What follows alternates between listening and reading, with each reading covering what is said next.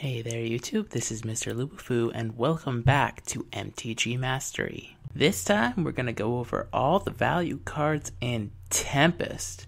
Or in Tempest Block rather. Now there's quite a few. Tempest had many cards over the $5 mark or so.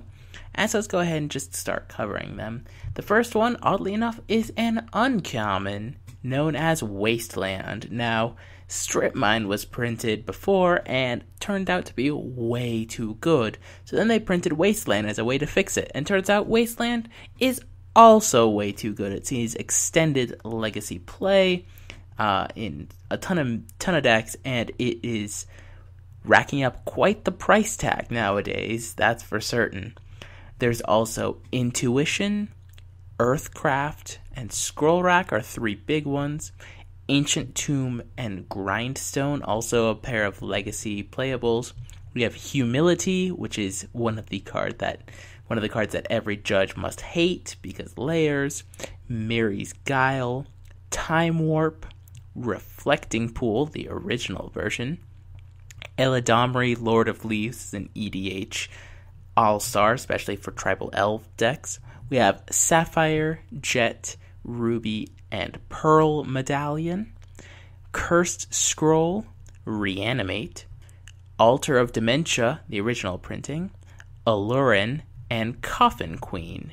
So that's all in Tempest. Tempest has quite a few cards that tend to be a little bit on the expensive side. Anyway, let's go on to Stronghold, which has arguably fewer cards that are individually worth a lot, but still has a lot of very expensive cards.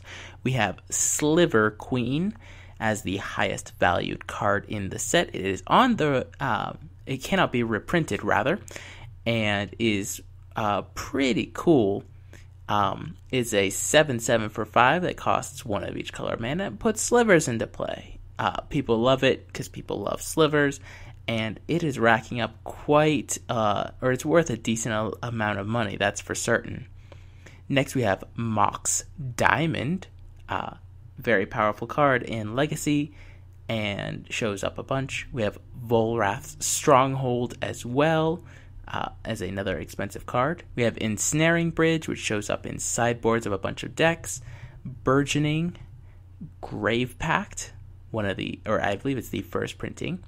Dream Halls, Crystalline Sliver, and Mog Infestation as the other cards in Tempest worth above $5. And lastly, let's work our way over to Exodus. Exodus, the top card in the set to open, is City of Traders, another very powerful land. In case you haven't noticed, this block had both City of Traders and Ancient Tomb, so lots of lands that add 2 colorless to your mana pool, and both are legacy mainstays.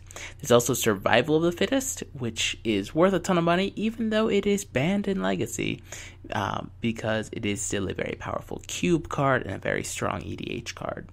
There's also Recurring Nightmare, Cataclysm, Mind Over Matter, Price of Progress, which was reprinted, Coat of Arms, which is also reprinted, Oath of Druids, which is a vintage staple, and lastly, Ertai Wizard Adept, which is an EDH love, and is very, very flavorful when it comes to the whole Tempest Block flavor and storyline.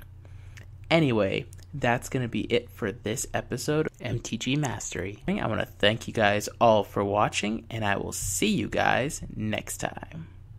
Thank you all for watching this episode of MTG Mastery.